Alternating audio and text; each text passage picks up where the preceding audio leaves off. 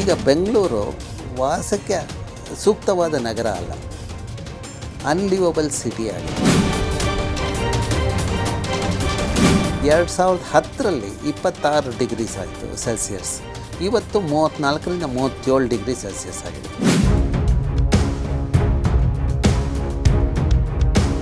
ಹಸಿರನ್ನು ಇಟ್ಕೊಂಡ್ರೆ ನಾವು ಒಂದು ರೀತಿಯಲ್ಲಿ ಬೆಂಗಳೂರನ್ನ ನಾವು ಕಾಪಾಡ್ಕೊಂಡಿದ್ದೀವಿ. ರೋಡ್ಗಳು ಕಾಂಕ್ರೀಟ್ ಮಯ ಆಗಿದೆ. ಬಿಲ್ಡಿಂಗಲ್ಲಿ ಗ್ಲಾಸ್ ಫಸಾಡ್. 5 ವರ್ಷಕ್ಕೆ ಕೆರೆ 600 ಅಡಿಗೆ ಹೋಯಿತು. ಇವತ್ತು 1800ರಿಂದ 1900 ಅಡಿ ಹತ್ತಷ್ಟು ಹೋದ್ರೂ ನೀರಿಲ್ಲ, ಅಂತರ್ಜಲ ಇಲ್ಲ. ಒಂದು ಅನಾಗರಿಕ ನಗರೀಕರಣ, ಸೊ ಅನ್ಪ್ಲ್ಯಾನ್ಡ್ ಡೆವಲಪ್ಮೆಂಟಲ್ ಆ್ಯಕ್ಟಿವಿಟೀಸ್ ಅಂತ ನಾವು ಇಂಗ್ಲೀಷಲ್ಲಿ ಹೇಳ್ತೀವಿ. ಸೊ ಅದು ಮೇಜರ್ ಕಾಸ್. ಫಾರ್ ಎಕ್ಸಾಂಪಲ್ 70ರ ದಶಕದಲ್ಲಿ ಬೆಂಗಳೂರಿನಲ್ಲಿ 68% ಅಷ್ಟು ಹಸಿರಿತ್ತು. ಮತ್ತು ನಮ್ಮಲ್ಲಿ ಅಬೌಟ್ 730 ಕೆರೆಗಳಿದ್ವು. ಇವತ್ತು ನೀವು ನೋಡಿದಾಗ ಹಸಿರು 4%ಗಿಂತ ಕಡಿಮೆ ಇದೆ. 87% ಕಾಂಕ್ರೀಟ್ ಆಗಿದೆ. 70ರ ದಶಕದಲ್ಲಿ ಕಾಂಕ್ರೀಟ್ ಇದ್ದಿದ್ದು 7%, 7ರಿಂದ 8. ಇವತ್ತು 87% ಆಗಿದೆ. ಕಾಂಕ್ರೀಟ್ ಜಾಸ್ತಿ ಆದಂತೆ ನ್ಯಾಚುರಲಿ ಟೆಂಪ್ರೇಚರ್, ಉಷ್ಣಾಂಶ ಆ ಪ್ರದೇಶದಲ್ಲಿ ಜಾಸ್ತಿ ಆಗೋದು ಸಹಜ. ಯಾಕಂದರೆ ಥರ್ಮಲ್ ಕಂಡಕ್ಟಿವಿಟಿ ಕಾಂಕ್ರೀಟಲ್ಲಿ ಜಾಸ್ತಿ ಇದೆ. ಹಾಗಾಗಿ ರೇಡಿಯೇಷನ್ ಆಲ್ಸೋ ಹೈಯರ್. ಹಾಗಾಗಿ ಅಲ್ಲಿ ಉಷ್ಣಾಂಶ ಜಾಸ್ತಿ ಆಗುತ್ತೆ. ನೀವು ಬೆಂಗಳೂರಿನ ನಗರೀಕರಣ ನೋಡಿದಾಗ 90ರ ದಶಕದಲ್ಲಿ 19 ಡಿಗ್ರಿ ಸೆಲ್ಸಿಯಸ್ಸು ಮೇ ತಿಂಗಳಲ್ಲಿತ್ತು. 2000ರಲ್ಲಿ 21 ಡಿಗ್ರಿ ಆಯಿತು. 2010ರಲ್ಲಿ 26 ಡಿಗ್ರೀಸ್ ಆಯಿತು ಸೆಲ್ಸಿಯಸ್. ಇವತ್ತು 34ರಿಂದ 37 ಡಿಗ್ರಿ ಸೆಲ್ಸಿಯಸ್ ಆಗಿದೆ. ಇದು ನಗರೀಕರಣ, ಕಾಂಕ್ರೀಟ್ಕರಣ ನೋಡಿದಾಗ ಇದೆರಡಕ್ಕೂ ಒಂದು ರಿಲೇಷನ್ಶಿಪ್ ಇದೆ. ಅದಷ್ಟೇ ಅಲ್ಲ, ನೀವು ಸಿಟಿ ಸೆಂಟ್ರಿಂದ 8 ಡೈರೆಕ್ಷನಲ್ಲಿ ಹೋದಾಗ ಎಲ್ಲೆಲ್ಲಿ ಪಾರ್ಕ್ ಇದೆಯೋ, ಎಲ್ಲೆಲ್ಲಿ ಕೆರೆಗಳಿದೆಯೋ ಅಲ್ಲಿ ಟೆಂಪ್ರೇಚರ್ 2 ಡಿಗ್ರಿ ಕಡಿಮೆ ಇದೆ. ಈಗ ನಮ್ಮ ಭಾರತೀಯ ವಿಜ್ಞಾನ ಮಂದಿರ ಆವರಣದಲ್ಲಿ 54% ಹಸಿರಿರೋದ್ರಿಂದ ನಮ್ಮ ಆವರಣದಲ್ಲಿ 2 ಡಿಗ್ರಿ ಟೆಂಪ್ರೇಚರ್ ಕಡಿಮೆ ಇದೆ ಹೊರಗಿಗೆ ನೋಡಿದ್ರೆ. ಮತ್ತು ನಾವು ಈ ಸಂಸ್ಥೆ ಆವರಣದಲ್ಲಿ 2 ಹೆಕ್ಟೇರ್ ಜಾಗದಲ್ಲಿ ಸ್ಥಳೀಯ ಪ್ರಭೇದಗಳ ಒಂದು ಮಿನಿ ಫಾರೆಸ್ಟ್ ಕ್ರಿಯೇಟ್ ಮಾಡಿದ್ವಿ. 90ರಲ್ಲಿ ಮಾಡಿದ್ದು. ಇವತ್ತು ನೀವು ಅದು ನೋಡಿದಾಗ ರೈನ್ ಫಾರೆಸ್ಟ್ ಥರ ಕಾಣುತ್ತೆ. ಅಲ್ಲಿ ಟೆಂಪ್ರೇಚರ್ 2 ಡಿಗ್ರಿ ಕಡಿಮೆ ಇದೆ. ಅದಷ್ಟೇ ಅಲ್ಲ, ಅಂತರ್ಜಲ ಹಿಂದೆ 150 ಅಡಿ ಇದ್ದಿದ್ದು ಆ ಪ್ರದೇಶದಲ್ಲಿ 10ರಿಂದ 15 ಅಡಿ ಇದೆ. ಟೆಂಪ್ರೇಚರ್ ಕಡಿಮೆ ಆಗೋದ್ರ ಜೊತೆಗೆ ಅಂತರ್ಜಲನೂ ವೃದ್ಧಿಯಾಗಿದೆ. ಹಾಗಾಗಿ ಈಗ ಬೆಂಗಳೂರಿನಲ್ಲಿ ನಮ್ಮಲ್ಲಿ 216 ಕೆರೆಗಳಿದೆ. ಪ್ರತಿಯೊಂದು ವಾರ್ಡ್ಗೂ ಒಂದೊಂದು ಕೆರೆ ಇದೆ. ಕೆರೆಗಳನ್ನು ಪುನಶ್ಚೇತನ ಮಾಡಿ, ಕೆರೆಗಳನ್ನು ಕಾಂಕ್ರೀಟ್ಮಯ ಮಾಡದೆ ಪುನಶ್ಚೇತನ ಮಾಡಿ, ಬಫರ್ ಝೋನಲ್ಲಿ ಸುತ್ತಮುತ್ತ ಇರೋ ಬಫರ್ ಝೋನ್ 30 ಮೀಟ್ರ್ ಬಫರ್ ಝೋನಲ್ಲಿ ಹಸಿರನ್ನು ಇಟ್ಕೊಂಡ್ರೆ ನಾವು ಒಂದು ರೀತಿಯಲ್ಲಿ ಬೆಂಗಳೂರನ್ನ ನಾವು ಕಾಪಾಡ್ಕೊಂಡಿದ್ದೀವಿ. ಈಗ ಬೆಂಗಳೂರು ವಾಸಕ್ಕೆ ಸೂಕ್ತವಾದ ನಗರ ಅಲ್ಲ, ಅನ್ಲಿವಬಲ್ ಸಿಟಿ ಆಗಿದೆ. ಒಂದು ಕಡೆ ಆಮ್ಲಜನಕದ ಕೊರತೆ ಇದೆ, ಎರಡನೇದು ಕುಡಿಯೋ ನೀರಿನ ಕೊರತೆ ಇದೆ. ಬೆಂಗಳೂರಿಗೆ ಬೇಕಾಗಿರೋ ನೀರು 45% ಅಂತರ್ಜಲದಿಂದ ನಮಗೆ ಇದಾಗ್ತದೆ. ಮಿಕ್ಕಿದ್ದ 55% ಕಾವೇರಿಯಿಂದ ಬರ್ತದೆ. 24ರಲ್ಲಿ ಹವಾಮಾನ ವೈಪರೀತ್ಯದಿಂದ, ಜಾಗತಿಕ ತಾಪಮಾನದ ಏರಿಕೆಯಿಂದ ಹವಾಮಾನ ವೈಪರೀತ್ಯ ಆಗಿ ಆಗ ಮಳೆ ಕಡಿಮೆ ಆಗಿದ್ದರಿಂದ ಕಾವೇರಿಯಲ್ಲಿ ನಮಗೆ ಬೆಂಗಳೂರಿಗೆ ಬೇಕಾದ ನೀರು ನಮಗೆ ಸಿಕ್ಕಲಿಲ್ಲ. ಮತ್ತು ಅಂತರ್ಜಲದಲ್ಲಿ ನೀರಿರಲಿಲ್ಲ. ಹಾಗಾಗಿ ಬೆಂಗಳೂರಿನವರು ನೀರಿಗೋಸ್ಕರ ಬೆಂಗಳೂರಿನಲ್ಲಿ ಹಾಹಾಕಾರ ಆಯಿತು. ಅದಷ್ಟೇ ಅಲ್ಲ, ನೀವು ಕೆರೆಗಳನ್ನು ಪುನಶ್ಚೇತನ ಮಾಡಿದ್ರೆ ಸ್ಥಿತಿ ಬದಲಾಗ್ಬೋದಾ ಅಂತ ತಿಳ್ಕೊಳ್ಬೇಕಾದ್ರೆ ಸಾರಕ್ಕಿ ಲೇಕ್ಗೆ ಹೋಗಿ. ಸಾರಕ್ಕಿ ಲೇಕನ್ನ 4 ವರ್ಷದ ಹಿಂದೆ ಪುನಶ್ಚೇತನ ಮಾಡಲಾಯಿತು. ಪುನಶ್ಚೇತನ ಮಾಡಿದ 1 ವರ್ಷದಲ್ಲೇ, ಹೂಳನ್ನೆಲ್ಲ ಎತ್ತಿ ಪುನಶ್ಚೇತನ ಮಾಡಿದ 1 ವರ್ಷದಲ್ಲಿ ಅಂತರ್ಜಲ 320 ಅಡಿಯಷ್ಟು ವೃದ್ಧಿಯಾಗಿತ್ತು. ಕಳೆದ ವರ್ಷ ಇಡೀ ಬೆಂಗಳೂರಿನಲ್ಲಿ ನೀರಿನ ಹಾಹಾಕಾರ ಇದ್ದಾಗ ಸಾರಕ್ಕಿ ಕೆರೆಯಲ್ಲಿ ಸಾಕಷ್ಟು ನೀರಿತ್ತು. ಸುತ್ತಮುತ್ತ ಅಂತರ್ಜಲ ಬಾವಿಗಳಲ್ಲಿ 500 ಅಡಿಗಿಂತ ಕಡಿಮೆ ನೀರು ಸಿಗ್ತಾಯಿತ್ತು. ಅಲ್ಲಿಯ ತೇವಾಂಶ ಜಾಸ್ತಿ ಇದ್ದಿದ್ದರಿಂದ ಆ ಪ್ರದೇಶದಲ್ಲಿ ಟೆಂಪ್ರೇಚರ್ 2ರಿಂದ 3 ಡಿಗ್ರಿ ಸೆಲ್ಸಿಯಸ್ ಕಡಿಮೆ ಇತ್ತು ಬೇರೆ ಕಡೆಯಿಂದ. ಒಂದು ಕಡೆ ಹೀಟ್ ವೇವ್ ಅಂತ ನಾವು ಒದ್ದಾಡ್ತಾ ಇದ್ವಿ, ನೀರಿಲ್ಲ ಅಂತ ಇದ್ವಿ. ಅದೇ ಸಾರಕ್ಕಿ ಲೇಕಲ್ಲಿ ನೀರಿತ್ತು ಮತ್ತು ಹೀಟ್ ವೇವ್ ಪ್ರಾಬ್ಲಮ್ ಇರಲಿಲ್ಲ. ಅದೇ ಮಾಡೆಲನ್ನು ನಾವು ಪ್ರತಿಯೊಂದು ಕೆರೆಯಲ್ಲೂ ಮಾಡಿದ್ರೆ, ಪುನಶ್ಚೇತನ ಮಾಡಿ ಮಳೆಯ ನೀರನ್ನು ಶೇಖರಣೆ ಆಗೋಂಗೆ ಮಾಡಿದ್ರೆ ಅಲ್ಲಿ ಅಂತರ್ಜಲ ವೃದ್ಧಿ ಆಗುತ್ತೆ ಮತ್ತು ಅಲ್ಲಿ ಟೆಂಪ್ರೇಚರ್ ಕಡಿಮೆ ಆಗುತ್ತೆ. ಮೋರ್ ಇಂಪಾರ್ಟೆಂಟ್ಲಿ ಅಲ್ಲಿ ಸುತ್ತಮುತ್ತ ಇರೋ ಹಿರಿಯರಿಗೆ ಮತ್ತು ಮಕ್ಕಳಿಗೆ ಬೇಕಾದ ಒಂದು ರಿಕ್ರಿಯೇಷನ್ ಫೆಸಿಲಿಟಿನೂ ಸಿಕ್ಕುತ್ತೆ, ಒಂದು ಎಜುಕೇಷನ್ ಇದು ಆಗುತ್ತೆ. ಆಗ ಅವರು ಪರಿಸರದ ಇದನ್ನು ಅರಿತುಕೊಳ್ತಾರೆ, ಪರಿಸರದಿಂದ ಏನೇನು ಪ್ರಯೋಜನ ಅಂತ. ಈಗ ಅಪಾರ್ಟ್ಮೆಂಟಲ್ಲಿರೋರಿಗೆ ಪರಿಸರದ ಬಗ್ಗೆ ಅಷ್ಟು ಜ್ಞಾನ ಇಲ್ಲದೆ ಇರೋದಕ್ಕೆ ಕಾರಣ ಅವರು ಪರಿಸರದವ್ರಿಗೆ ಒಡನಾಟ ಆಗಲಿಲ್ಲ, ಮಕ್ಕಳಿಗೆ ಆಗಲಿಲ್ಲ. ಹಾಗಾಗಿ ಆ ತೊಂದರೆಗಳಾಗ್ತಾಯಿದೆ. ಬೆಂಗಳೂರಿನಲ್ಲಿ ಪರಿಸರ ಜ್ಞಾನ ಎಷ್ಟಿದೆ ಅನ್ನೋದನ್ನು ನಾವು ಅಭ್ಯಾಸ ಮಾಡಿದಾಗ 3.5% ಅಷ್ಟು ಮಂದಿಗೆ ಮಾತ್ರ ಪರಿಸರದ ಬಗ್ಗೆ ಜ್ಞಾನ ಇದೆ.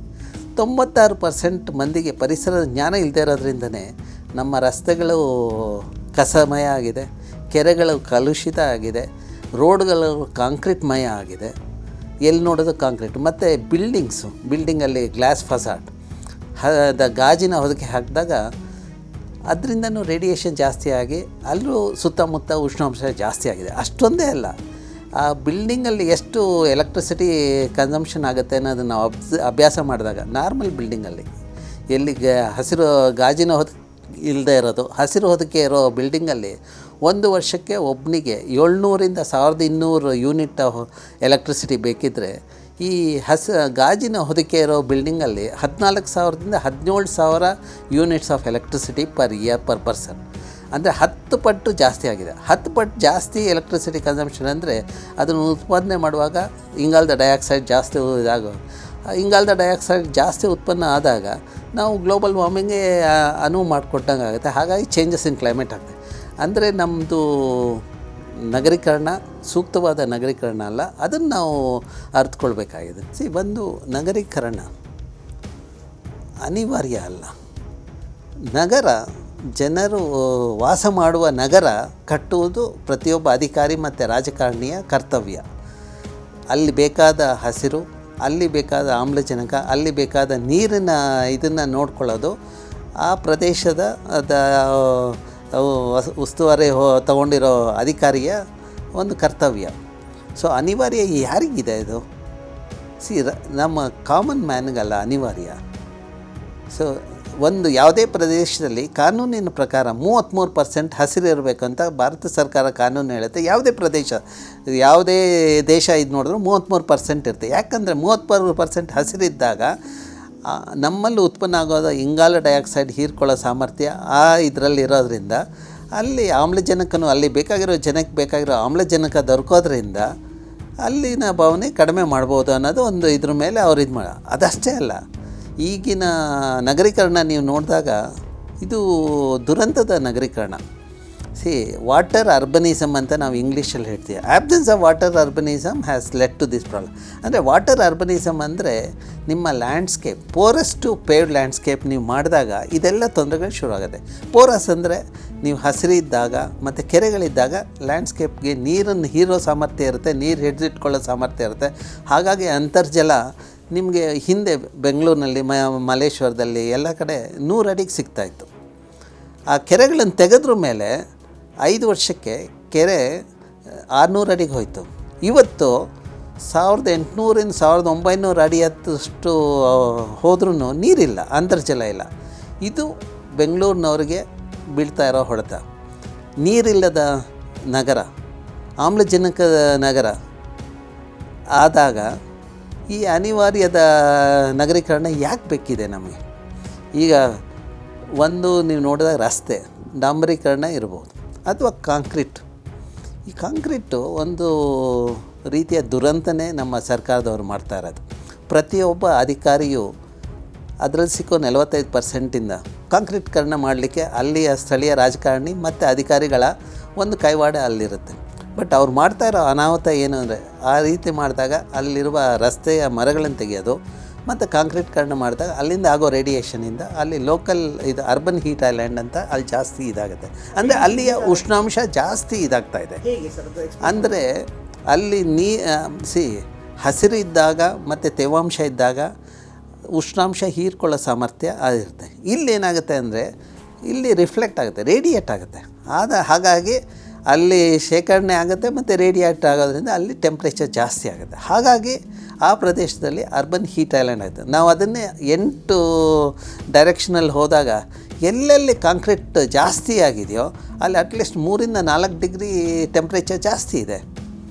ನಾವು ಅದಲ್ಲದೇ ಒಂದು ನಿಮ್ಮ ಪ್ಲಾಟ್ 30 ಮೀಟ್ರಿಂದ 30 ಮೀಟ್ರ್ ಜಾಗದ ಪ್ಲಾಟಲ್ಲಿ ಎಷ್ಟು ನೀವು ಓಪನ್ ಸ್ಪೇಸ್ ಇಟ್ಟಾಗ, ಹಸಿರು ಇಟ್ಟಾಗ, ನಿಮ್ಮ ಮನೆಯಲ್ಲಿ ಫ್ಯಾನು ಮತ್ತು ಎ ಸಿ ಇಲ್ಲದೆ ನೀವು ಜೀವನ ನಡೆಸ್ಬೋದು ಅನ್ನೋದನ್ನು ಅಭ್ಯಾಸ ಮಾಡಿದಾಗ 30-40% ಅಷ್ಟು ಓಪನ್ ಸ್ಪೇಸ್ ಇಟ್ಟು ಹಸಿರು ಇಟ್ಟಾಗ, ಅಂದರೆ ಸೆಟ್ ಬ್ಯಾಕ್ ನಿಮ್ಮ ಬಿಲ್ಡಿಂಗ್ ಕಟ್ಟುವಾಗ ಇಟ್ಟರೆ ನಿಮ್ಮ ಮನೆಯಲ್ಲಿ ಬೇಕಾದ ತಾಪಮಾನ ಒಂದು ನಿಮಿತ್ತ ಇದರಲ್ಲಿರುತ್ತೆ. ಹಾಗಾಗಿ ನೀವು ಎ ಸಿ ಉಪಯೋಗಿಸೋ ಅವಶ್ಯಕತೆ ಇಲ್ಲ, ಮತ್ತು ಫ್ಯಾನ್ ನೀವು ಉಪಯೋಗಿಸೋ ಅವಶ್ಯಕತೆ ಇಲ್ಲ.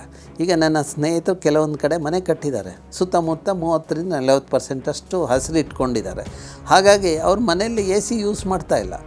ಎಲ್ಲಿ ಕಾಂಕ್ರೀಟ್ ಜಾಸ್ತಿ ಆಗಿದೆಯೋ ಅಲ್ಲಿ ಏರ್ ಕಂಡೀಷ್ನಿಂಗ್ ಜಾಸ್ತಿ ಆಗಿದೆ.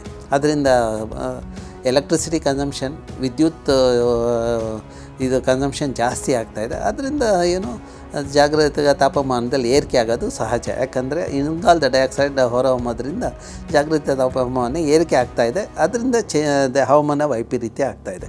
ಇದನ್ನೆಲ್ಲ ಕಡಿಮೆ ಮಾಡಬೇಕಾದ್ರೆ ಬೆಂಗಳೂರಿನಲ್ಲಿ ಏನಾಗಬೇಕಾಗಿದೆ, ಹಸಿರು ಜಾಸ್ತಿ ಆಗಬೇಕಾಗಿದೆ. ಕೆರೆಗಳ ಪುನಶ್ಚೇತನ ಮಾಡಬೇಕು. ಇವತ್ತು ನಾವು ಎಚ್ಚೆತ್ಕೊಂಡ್ರೆ 216 ಕೆರೆಗಳಿದೆ. ಪುನಶ್ಚೇತನ ಮಾಡಿದ್ರೆ ನಾವು ನಮ್ಮ ಮಕ್ಕಳಿಗೆ ನಾವು ಕೊಡ್ತಾ ಇರೋ ಬಳುವಳಿ. ಎರಡನೇದು, ಪ್ರತಿಯೊಂದು ವಾರ್ಡ್ನಲ್ಲಿ 1-2 ಹೆಕ್ಟೇರ್ ಕಿರು ಅರಣ್ಯನ ಮಾಡಿದಾಗ, ಸ್ಥಳೀಯ ಪ್ರಭೇದದ ಕಿರು ಅರಣ್ಯ ಮಾಡಿದಾಗ, ನಮ್ಮ ಭಾರತೀಯ ವಿಜ್ಞಾನ ಸಂಸ್ಥೆಯಲ್ಲಿ ಮಾಡಿದಂತೆ ಮಾಡಿದ್ರೆ ಆಗ ಅಲ್ಲಿ ಅಂತರ್ಜಲ ವೃದ್ಧಿ ಆಗುತ್ತೆ. ಮತ್ತು ಆ ಪ್ರದೇಶದಲ್ಲಿ 2-3 ಡಿಗ್ರಿ ಟೆಂಪ್ರೇಚರ್ ಕಡಿಮೆ ಆಗುತ್ತೆ. ಇದನ್ನು ಮಾಡಬೇಕಾದ್ರೆ ನಮ್ಮ 198 ವಾರ್ಡಲ್ಲೂ ಅದನ್ನು ಮಾಡ್ಕೊಂಬಂದರೆ ಅದು ಮಾಡಲಿಕ್ಕೆ ಸಾಧ್ಯ. ಸಾರ್ವಜನಿಕರು ಸಹಕರಿಸ್ತಾರೆ, ಅದನ್ನು ಮಾಡಲಿಕ್ಕೆ ಸಾಧ್ಯ.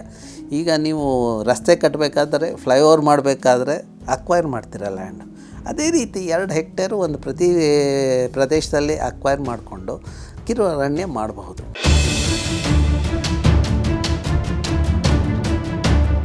Bangalore will be a dead city. It's already a dead city.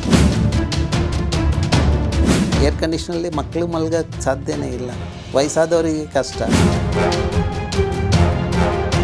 A C ನೀವು ಮೇಂಟೈನ್ ಮಾಡದೆ ಹೋದರೆ ಫಂಗಸ್ ಗ್ರೋತ್ ಆಗುತ್ತೆ.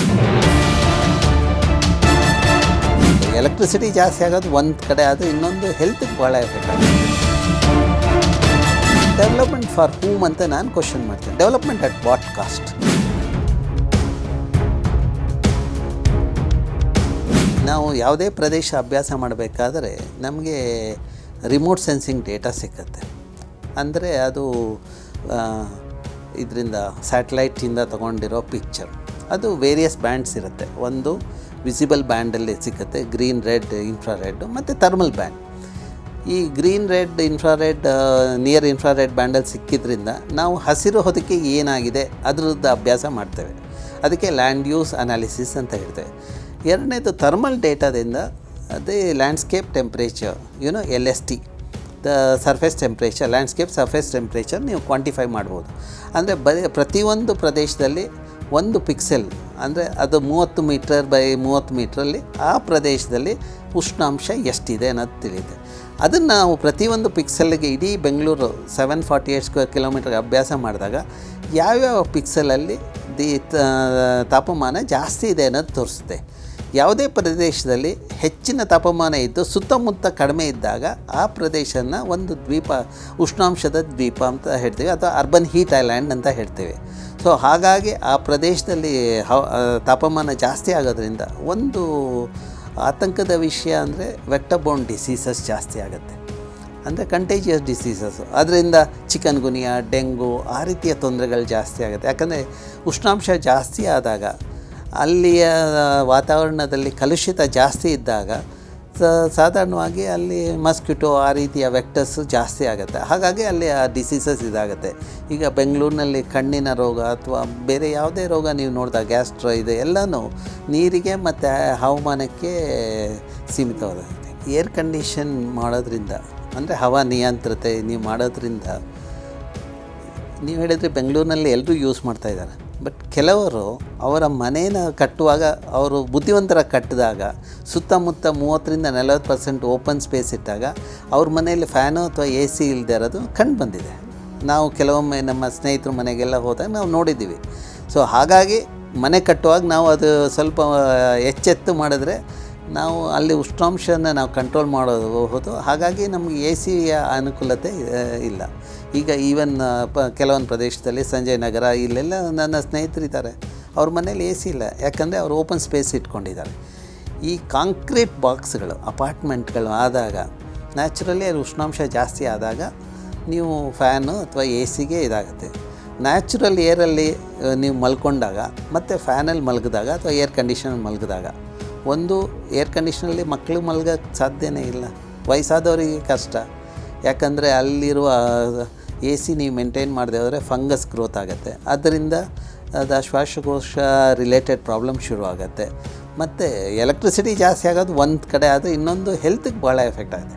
ಕೆಲವೊಮ್ಮೆ ನೀವು ಫ್ಯಾನ್ ಇರೋ ರೂಮಲ್ಲಿ ಮಲಗಿದಾಗ ನೆಕ್ಸ್ಟ್ ಡೇ ಎದ್ದಾಗ ತಲೆನೋವು ಆ ರೀತಿಯ ಒಂದು ಇದರಿಂದನೂ ನೀವು ಬಳ್ಳಿಲಿದ್ದು ನೀವೆಲ್ಲ ನೋಡಿರ್ತೀರ, ಕೆಲಸ ಮಾಡುವಾಗ ಹೇಳ್ತೀರ ಇವತ್ತು ಯಾಕೋ ತಲೆ ನೋವ್ತಾ ಇದೆ ಅಂತ. ಬಟ್ ನೀವು ಯೋಚನೆ ಮಾಡಿದ್ರೆ ಹಿಂದಿನ ರಾತ್ರಿ ನೀವು ಏರ್ ಕಂಡೀಷನ್ ಅಥವಾ ಫ್ಯಾನ್ ಹಾಕ್ಕೊಂಡು ಮಲಗಿದ್ದೀರ, ಅದೇ ಕೃತಕ ಇದನ್ನು ಇದು ಮಾಡಿದ್ದೀರ. ಅದೇ ನೀವು ನ್ಯಾಚುರಲ್ ಇದಾಗ ಮಲಗಿದಾಗ ಈ ತೊಂದರೆಗಳಾಗಲ್ಲ. ಇವಾಗ ನೀವು ನಿಮ್ಮ ಹಳ್ಳಿಗೆ ಹೋಗಿ ನೀವು ನ್ಯಾಚುರಲಾಗಿ ಮಲಗಿದಾಗ ಮಾರನೇ ದಿವಸ ಲವಲವಿಕೆಯಿಂದ ಇರ್ತೀರ. ಆ ಲವಲವಿಕೆ ಹೋಗ್ಲಿಕ್ಕೆ ಕಾರಣ ಈ ಕೃತಕ ಗಾಳಿ, ಕೃತಕ ಇದು ಹವಾನಿಯಂತ್ರಣ, ಅದನ್ನು ನಾವು ಆದಷ್ಟು ಕಡಿಮೆ ಮಾಡೋದು. ಅದಕ್ಕೆ ನ್ಯಾಚುರಲ್ ಇದು ಇಟ್ಕೊಂಡು ಪ್ರತಿಯೊಂದು ವಾರ್ಡಲ್ಲಿ ಮಿನಿ ಫಾರೆಸ್ಟ್, ಕಿರು ಅರಣ್ಯ ಮಾಡೋದು, ಕೆರೆಗಳನ್ನು ಪುನಶ್ಚೇತನ ಮಾಡಿದ್ರೆ ನಮಗೆ ಬೇಕಾದ ಇದು ನಮಗೆ ಸಿಕ್ಕತ್ತೆ. ನೀವು ಹೇಳಿದ್ರೆ ಡೆವಲಪ್ಮೆಂಟ್ ಫಾರ್ ಹೂಮ್ ಅಂತ ನಾನು ಕ್ವಶನ್ ಮಾಡ್ತೇನೆ. Development at what cost? ನಮ್ಗೆ ಯಾಕೆ ಬೇಕು? ನಮಗೆ ನಗರ ವಾಸಕ್ಕೆ ಸೂಕ್ತ ಇಲ್ಲದೆ ಇದ್ದಾಗ ಈ ಡೆವಲಪ್ಮೆಂಟ್ ಇಟ್ಕೊಂಡು ನಾವೇನು ಪ್ರಯೋಜನ? ಅದನ್ನು ನಾವು ಕ್ವಶನ್ ಮಾಡಬೇಕಾಗಿದೆ. ಯಾವುದೇ ಪ್ರದೇಶದಲ್ಲಿ ಧಾರಣ ಸಾಮರ್ಥ್ಯ ಅಂದಿದೆ, ಕ್ಯಾರಿಂಗ್ ಕೆಪಾಸಿಟಿ, ನೀವು ಅದನ್ನು ಕ್ರಾಸ್ ಮಾಡಿ ಡೆವಲಪ್ಮೆಂಟ್ ಅಂತ ಹೇಳಿ ಬರೀ ಪಾಕೆಟ್ ಮಾಡ್ಕೊಳ್ಳೋದು ಸಾಧ್ಯ ಇಲ್ಲ. ಜನ ಎಚ್ಚೆತ್ಕೊಳ್ತಾ ಇದ್ದಾರೆ. ಈಗ ಅಧಿಕಾರದಲ್ಲಿರೋರು ಎಚ್ಚೆತ್ಕೊಳ್ಬೇಕಾಗಿದೆ. ಧಾರಣ ಸಾಮರ್ಥ್ಯದ ಇದನ್ನು ಜಾಸ್ತಿ ಮಾಡಿಕೊಂಡು ಡೆವಲಪ್ಮೆಂಟ್ ಅಂಥೇಳಿ ಕಾಂಕ್ರೀಟ್ ಮಾಡಲಿಕ್ಕೆ ಸಾಧ್ಯನೇ ಇಲ್ಲ. ಇವಾಗ ಎಚ್ಚೆತ್ಕೊಂಡು ಇದು ಮಾಡಬೇಕು. ಇಲ್ಲದೆ ಹೋದರೆ ಅವರು they will pay the heavy price. ಆಗಲೇ ಆಗಿದೆ. ಬೆಂಗಳೂರಿನಲ್ಲಿ ನೀರಿನ ಬವಣೆ ಇದೆ, ಟೆಂಪ್ರೇಚರ್ ಜಾಸ್ತಿ ಆಗಿದೆ, ಆಮ್ಲಜನಕದ ಕೊರತೆ ಇದೆ.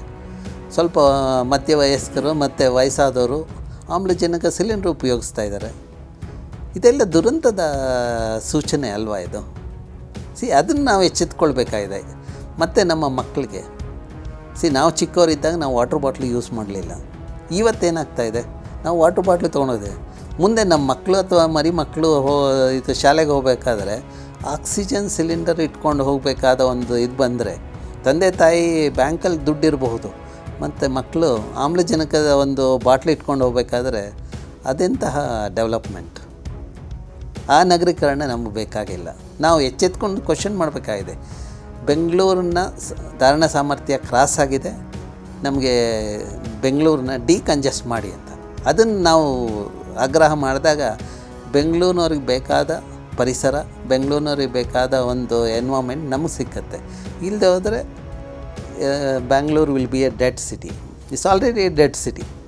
ಈ ರೀತಿ ಮಾಡೋದ್ರಿಂದ ಲೋ ಇನ್ಕಮ್ಮು, ಮಿಡ್ ಇನ್ಕಮ್ ಫ್ಯಾಮಿಲಿಗೆ ಬಹಳ ಹೊಡೆತ ಬೀಳ್ತಾಯಿದೆ. ಯಾವುದೇ ರೀತಿ ಹೆಲ್ತ್ ಇಶ್ಯೂ ನೋಡಿದಾಗ ಅವರು ಮನೆ ಮಕ್ಕಳನ್ನ ಅಥವಾ ಅವರ ಹಿರಿಯರನ್ನು ಡಾಕ್ಟರ್ ಹತ್ರ ಕರ್ಕೊಂಡೋದಾಗ 500ರಿಂದ 2,000 ರೂಪಾಯಿ ಅವ್ರು ಖರ್ಚು ಮಾಡಬೇಕಾದಾಗ ತಿಂಗ್ಳಿಗೆ ಬರೋ 16,000ದಲ್ಲಿ ಅಥವಾ 20,000ದಲ್ಲಿ ಅದು ಯಾವ ರೀತಿಯ development? The development is for the influential section of the society. That development Bangalore doesn't require.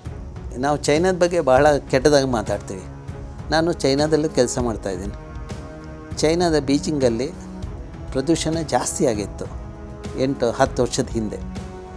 ಅವರು ಒಂದು ಒಳ್ಳೆ ಕೆಲಸ ಮಾಡಿದ್ರು, ಸ್ಪಾಂಜ್ ಸಿಟಿ ಅಂತ ಮಾಡಿದ್ರು. ಅಂದರೆ ಅವ್ರು ಏನು ಮಾಡಿದ್ರು, ನಗರೀಕರಣದಲ್ಲಿ ವಾಟರ್ ಅರ್ಬನಿಸಮ್ ಇನ್ವಾಲ್ವ್ ಮಾಡಿಕೊಂಡ್ರು. ಅಂದರೆ ಲ್ಯಾಂಡ್ಸ್ಕೇಪನ್ನು ಪೋರಸ್ನೆಸ್ ಜಾಸ್ತಿ ಮಾಡಿದ್ರು. ಆ ಲ್ಯಾಂಡ್ಸ್ಕೇಪಲ್ಲಿ ಪೋರಸ್ ಇದಾದಾಗ, ಅಂದರೆ ಹಸಿರು ಮತ್ತು ಕೆರೆಗಳ ಪುನಶ್ಚೇತನ ಮಾಡಿದಾಗ, ಅದಕ್ಕೆ ನೀರು ಹಿಡಿದಿಟ್ಕೊಳ್ಳೋ ಸಾಮರ್ಥ್ಯ ಜಾಸ್ತಿ ಆದಾಗ ನೀರಿನ ಬವಣೆ ಕಡಿಮೆ ಆಗೋದ್ರ ಜೊತೆಗೆ ಅಲ್ಲಿನ ಉಷ್ಣಾಂಶದಲ್ಲೂ ಬಹಳಷ್ಟು ಕಡಿಮೆ ಆಗಿದೆ. ಅದಕ್ಕೆ sponge city is A good example and Beijing is A good example. ನಾವು ಕಲಿಬೇಕಾಗಿದೆ. ಚೈನಾದಲ್ಲಿ ನಾನು ಕೊಟ್ಟ ಸಜೆಷನ್ನು 6 ತಿಂಗಳು ಅಥವಾ 1 ವರ್ಷ ಆದ್ರ ಮೇಲೆ ಚೈನಾಕ್ಕೆ ಹೋದಾಗ ಅಲ್ಲಿ ಕಾರ್ಯಗತ ಆಗಿದೆ. ಬೆಂಗಳೂರಿನ ಅಧಿಕಾರಿಗಳಿಗೆ ಕಳೆದ 30 ವರ್ಷದಿಂದ ಹೇಳ್ತಾ ಇದ್ದೀನಿ, ಅವರಿಗೆ ಹಣ ವ್ಯಯ ಮಾಡೋದು ಮಾತ್ರ ಗೊತ್ತು ಹೊರತು ಈ ನಗರದಲ್ಲಿರೋ ಇವ್ರಿಗೆ ಬೇಕಾದ ಸವಲತ್ತು ಅಥವಾ ಲೀವಬಲ್ ಸಿಟಿ ಕೊಡಬೇಕನ್ನೋ ಒಂದು ಮನೋಧೇಯ ಯಾವ ಅಧಿಕಾರಿಗೂ ಇಲ್ಲ, ಯಾವ ರಾಜಕಾರಣಿಗೂ ಇಲ್ಲ. ಇದು ಒಂದು ರೀತಿಯ ಇದಕ್ಕೆಲ್ಲ ಮೂಲ ಕಾರಣ ಪರಿಸರ ಜ್ಞಾನ ಇಲ್ಲದ ಅಧಿಕಾರಿಗಳು, ಪರಿಸರ ಜ್ಞಾನ ಇಲ್ಲದ ರಾಜಕಾರಣಿಗಳು. ಬರೀ ಹಣದ ಬಗ್ಗೆ ವ್ಯಾಮೋಹ ಇರುವ ರಾಜಕಾರಣಿಗಳು ಮತ್ತು ಅಧಿಕಾರಿಗಳು ಜಾಸ್ತಿ ಆಗೋದ್ರಿಂದ ಬೆಂಗಳೂರು ಸಾಯ್ತಾ ಇದೆ. ಅಲ್ಲಿರುವ ವಿಜ್ಞಾನಿಗಳಿಗೆ ಮತ್ತು ಅಲ್ಲಿ ಬಂದ ಎಕ್ಸ್ಪರ್ಟ್ಸ್ ಕೊಡೋ ಸಜೆಷನ್ಗೆ ಕಾರ್ಯಗತ ಮಾಡೋ ಒಂದು ಮನೋಭಾವ ಅಲ್ಲಿರುವ ಅಧಿಕಾರಿಗಳಿಗೆ ಮತ್ತು ರಾಜಕಾರಣಿಗಳಿಗಿದೆ. ಇಲ್ಲ ಯಾವುದೇ ಒಂದು ಪ್ರದೇಶದಲ್ಲಿ ನಗರೀಕರಣ ಅಂಥೇಳಿ ಲೇಔಟ್ ಮಾಡಲಿಕ್ಕೆ ಹೋದಾಗ ನಾನು ವಿಸಿಟ್ ಮಾಡಿದಾಗ ಮೊದಲು ಹೋದಾಗ ಬೋಳ ಕಾಣಿಸುತ್ತೆ. ಬಟ್ 6 ತಿಂಗಳು ಅಥವಾ 1 ವರ್ಷಕ್ಕೆ ಹೋದಾಗ ಅಟ್ಲೀಸ್ಟ್ ನನಗಿಂತ ಎತ್ತರ ಇರೋ ಮರಗಳೆಲ್ಲ ಕಂಡು ಬರುತ್ತೆ ಲೇನಲ್ಲಿ. ಆ ಜ್ಞಾನ ಅವ್ರಿಗಿದೆ. ಆ ರೀತಿ ಮಾಡೋದ್ರೊಂದಿಗೆ ಜನರಿಗೆ ಬೇಕಾಗಿರೋ ವಸತಿನೂ ಅವರು ಇದು ಮಾಡಿದ್ರು, ಜನರಿಗೆ ಬೇಕಾಗಿರೋ ಕೈಗಾರಿಕಾ ಕೇಂದ್ರಗಳೂ ಆಯಿತು, ಮತ್ತು ಜನರಿಗೆ ಬೇಕಾಗಿರೋ ಆಕ್ಸಿಜನ್ ಆಮ್ಲಜನಕನೂ ಸಿಗ್ತಾಯಿದೆ, ಜನರಿಗೆ ಬೇಕಾಗಿರೋ ನೀರು ಸಿಗ್ತಾಯಿದೆ. ಆ ಸ್ಪಾಂಜ್ ಸಿಟಿ ಆಗ್ಲಿಕ್ಕೆ ಕಾರಣ ಅಲ್ಲಿರುವ ವಿಜ್ಞಾನಿಗಳ ಕಾಂಟ್ರಿಬ್ಯೂಷನ್. ಅವ್ರು ಮಾಡಿದ ಪ್ರಪೋಸಲ್ಗೆ ನಾವು ಎಸ್ ಅಂತ ಹೇಳಿದಾಗ ನ್ಯಾಚುರಲಿ ಅದನ್ನು ಇಂಪ್ಲಿಮೆಂಟ್ ಮಾಡ್ತಾರೆ. ಸೊ ಇಲ್ಲಿ ಆಗದೇ ಇರೋ ಮೂಲ ಕಾರಣ ಏನು ಅಂದರೆ, ನಾವು ಕ್ಯಾಪಿಟಲಿಸಮ್ ಅಂತ ಹೇಳ್ತೀವಲ್ಲ, ಇರೋ ರಾಜಕಾರಣಿಗಳಿಗೆಲ್ಲ ಕ್ಯಾಪಿಟಲಿಸಮ್ ಪ್ರಾಬ್ಲಮ್ಮೇ ಇದೆ. ಎಷ್ಟು ದುಂದು ವೆಚ್ಚ ಮಾಡಿದ್ರೆ ಅದರಲ್ಲಿರೋ 50% ಅವ್ರ ಮನೆಗೆ ಹೋಗುತ್ತೆ ಅನ್ನೋ ಒಂದು ಇದ್ರ ಮೇಲೆ ಅವರು ಇದನ್ನು ಮಾಡ್ತಾರೆ. ಇದು unfortunate. Corruption is the root cause of the problem. Corruption is the worst kind of pollution that we have come across. And mismanagement by the politicians and bureaucrats has enhanced the corruption and has contributed to corruption, and which has also led to the more pollution. ಅದಕ್ಕೋಸ್ಕರ ನಾವು Bengalurians we are suffering. Pond city ಅಂದರೆ ನೀರು ಹಿಡಿದಿಟ್ಕೊಳ್ಳುವ ಸಾಮರ್ಥ್ಯ ಆ ಭೂಮಿಲಿ ಜಾಸ್ತಿ ಆಗೋದು, ಅದಕ್ಕೆ ಸ್ಪಾಂಜ್ ಸಿಟಿ ಅಂತೆ. ನೀರು ಹಿಡಿದಿಟ್ಕೊಳ್ಬೇಕಾದ್ರೆ ನೀರು ಹೀರೋ ಸಾಮರ್ಥ್ಯನೂ ಇರಬೇಕು. ನೀರು ಹೀರಬೇಕಾದ್ರೆ ಯಾವುದೇ ಪ್ರದೇಶದಲ್ಲಿ ಹಸಿರು ಇರಬೇಕು. ಹಸಿರು, ಸ್ಥಳೀಯ ಪ್ರಭೇದ ಹಸಿರು, ಮತ್ತು ಅಲ್ಲಿರುವ ಕೆರೆ ಕುಂಟೆಗಳು, ಇದು ಸ್ಲೋಪಿ ಏರಿಯಾದಲ್ಲಿ ಕೆರೆ ಕುಂಟೆಗಳಿದ್ದಾಗ ಅಲ್ಲಿ ನೀರು ಹಿಡಿದಿಟ್ಕೊಳ್ಳೋ ಸಾಮರ್ಥ್ಯ ಇದೆ. ಸ್ಥಳೀಯ ಪ್ರಭೇದದ ಸಸ್ಯಗಳು ನಾವು ಭೂಮಿಗೆ ಹೊದಿಸಿದಾಗ ಆ ಬೇರುಗಳು ವಿಭಿನ್ನ ಜೀವವೈವಿಧ್ಯತೆ ಜಾಸ್ತಿ ಇರೋದ್ರಿಂದ ಅಲ್ಲಿ ಸೂಕ್ಷ್ಮಾಣುಗಳು ಜಾಸ್ತಿ ಇರುತ್ತೆ. ಆ ಸೂಕ್ಷ್ಮಾಣುಗಳು ಜಾಸ್ತಿ ಇರೋದ್ರಿಂದ ಅವು ಕೆಲಸ ಜಾಸ್ತಿ ಮಾಡಿದಾಗ ಆ ಪ್ರದೇಶದಲ್ಲಿ ನೀರು ಹೀರೋ ಸಾಮರ್ಥ್ಯ ಜಾಸ್ತಿ ಆಗುತ್ತೆ. ನಾವು ಇಂಗ್ಲೀಷಲ್ಲಿ ಪೋರೋಸಿಟಿ ಅಂತೀವಿ, ಪರ್ಮಿಯಬಿಲಿಟಿ ಇದೆ.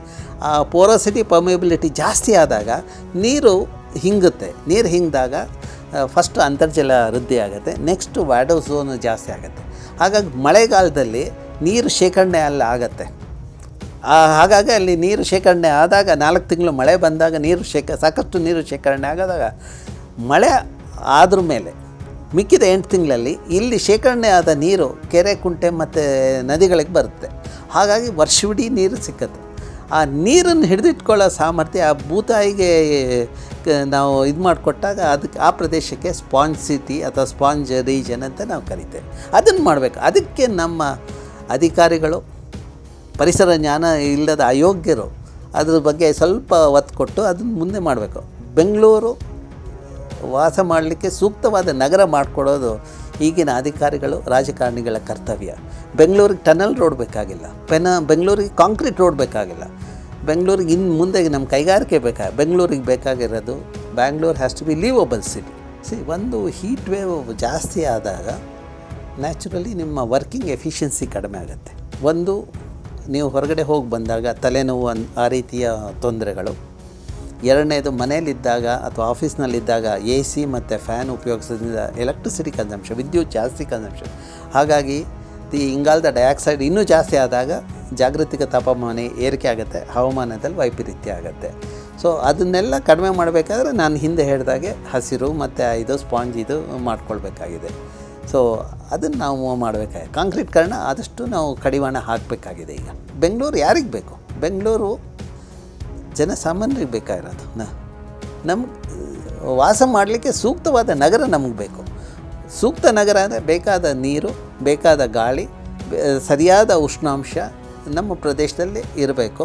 ಕಳೆದ ಒಂದು 100 ವರ್ಷದಲ್ಲಿ ಇದ್ದದ್ದನ್ನು ನಾವು ಅದನ್ನು ಮೇಂಟೈನ್ ಮಾಡ್ಕೊಂಡು ಹೋಗಬೇಕು. ಅದನ್ನು ಮಾಡಬೇಕಾದ್ರೆ ಸರಿಯಾದ ಪ್ಲ್ಯಾನಿಂಗ್ ಆಗಬೇಕು, ನಗರೀಕರಣ ಸರಿಯಾಗಿ ಆಗಬೇಕು.